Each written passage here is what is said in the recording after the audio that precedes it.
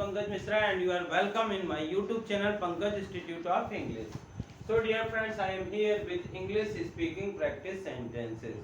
These are some sentences which we use in our daily life. इसी प्रकार के sentence हम अपने डेली लाइफ में यूज करते हैं. इनको कैसे इंग्लिश में बोलते हैं या इनका कैसे ट्रांसलेशन करते हैं, यदि आप जानना चाहते हैं तो सब्सक्राइब कीजिए पंकज इंस्टीट्यूट ऑफ इंग्लिश तथा इसे ज़्यादा से ज़्यादा लाइक और शेयर करिए. आज जिन सेंटेंसेस की इंग्लिश आपको बता रहे हैं वो इस प्रकार से हैं.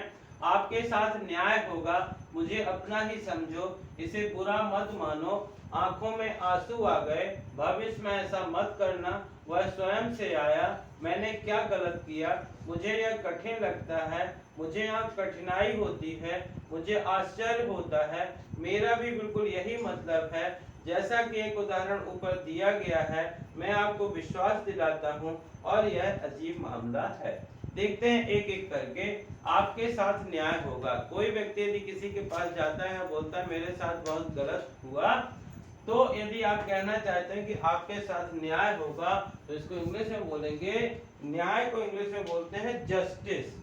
जस्टिस से शुरू करेंगे. जस्टिस विल बी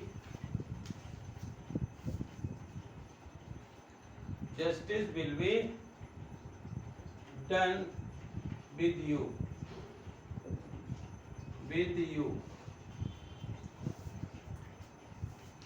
मुझे अपना ही समझो. कई बार कोई व्यक्ति ऐसे बोलते हैं, मुझे अपना ही समझो. कई बार कोई भी व्यक्ति किसी के यहाँ पहुँचता है तो बोलते हैं कि आप संकोच मत करिए कुछ भी और मुझे अपना ही समझिए और आपको जो समस्या हो मुझे बताइए. तो मुझे अपना ही समझो. Treat me as your own. Treat me as your own. मुझे अपना ही समझो, इसे बुरा मत मानो. Don't take it evil. Evil मतलब होता है बुरा. Don't take it evil. इसे बुरा मत समझो. आंखों में आंसू आ गए. कई बार आप लोगों ने सुना होगा कि इस प्रकार से कहते हैं कि जब उसको एक खबर मिली तो उसकी आंखों में आंसू आ गए, या जब उसने ये जाना तो उसके आंखों में आंसू आ गए. तो आंखों में आंसू आ गए, इसको बोलेंगे tears came to the eyes. Tears came to the eyes. आंखों में आंसू आ गए. टीयर्स मतलब होता है आंसू.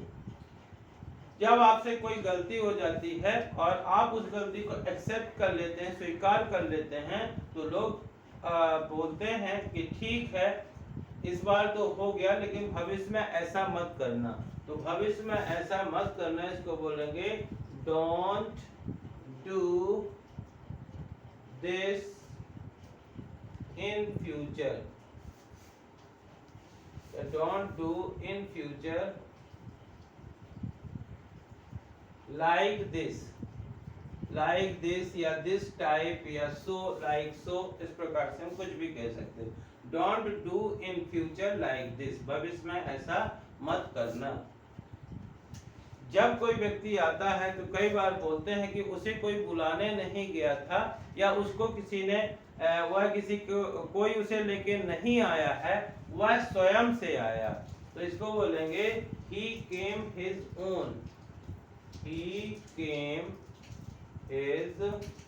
own. वह स्वयं से आया. इसका कहने का मतलब है ओन मतलब होता है स्वयं से. he came his own. वह स्वयं से आया. मैंने क्या गलत किया. कई बार ऐसा होता है कि आपने कोई भी वर्क किया होता है फिर भी कोई संतुष्ट नहीं होता है, तो आप पूछ सकते हैं कि मैंने क्या गलत किया. What is the wrong with me? What is the wrong with me? मैंने क्या गलत किया. कई बार आपको कोई चीज समझ में नहीं आती है और आपको वहां पे कठिन लगता है, तो आप बोलते हैं मुझे यह कठिन लगता है.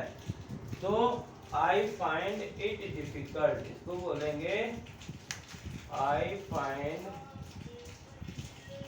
it difficult, मुझे यह कठिन लगता है। यदि आप कहना चाहते हैं कि मुझे यहाँ कठिनाई होती है, मुझे यहाँ कठिनाई होती है, तो आप इस प्रकार से कह सकते हैं कि I find here difficulty, I find here difficulty, I find here difficulty। Difficult मतलब होता है कठिन और डिफिकल्टी मतलब कठिनाई। मुझे यह कठिन लगता है, फाइंड इट डिफिकल्ट, लेकिन मुझे यहाँ कठिनाई होती है, आई फाइंड हियर डिफिकल्टी।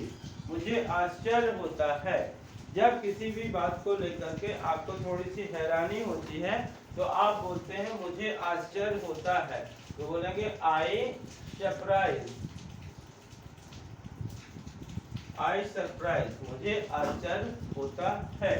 यदि आप कहना चाहते हैं कि मेरा भी बिल्कुल यही मतलब है, कभी कभार आप जो कहना चाहते हैं और कोई दूसरा व्यक्ति आपकी उस बात को कह देता है, तो आप बोलते हैं कि मेरा भी बिल्कुल यही मतलब है, तो इसको बोलेंगे दैट्स एग्जैक्टली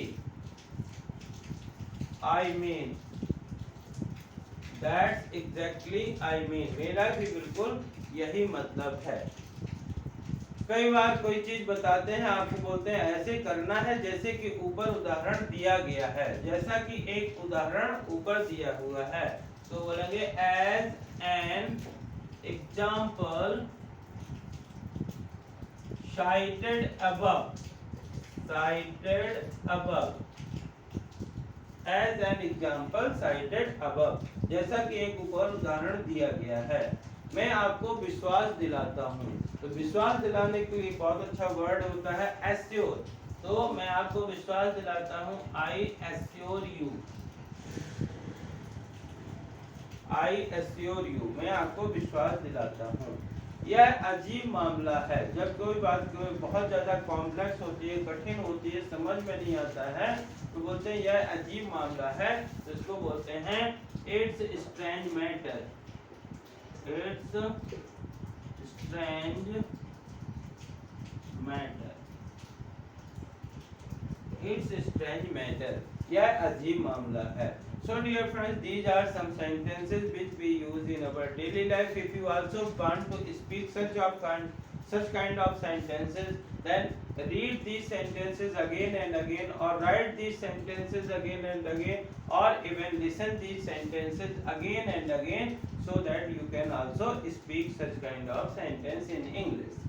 एक बार शुरू से बताते हैं, आपके साथ न्याय होगा, justice will be done with you, justice will be done with you, मुझे अपना ही समझो, treat me as your own, treat me as your own, इसे बुरा मत मानो, don't take it evil, don't take it evil, आंखों में आंसू आ गए, tears came to eyes, tears came to eyes, भविष्य में ऐसा मत करना, don't do in future like this, don't do in future like this, वह स्वयं से आया, ही केम हिज ओन, ही केम हिज ओन, मैंने क्या गलत किया, what is the wrong with me, what is the wrong with me, मुझे यह कठिन लगता है, I find it difficult, I find it difficult, मुझे यहाँ कठिनाई होती है, I find here difficulty, I find here difficulty, मुझे आश्चर्य होता है, आई सरप्राइज, आई सरप्राइज, मेरा भी बिल्कुल यही मतलब है,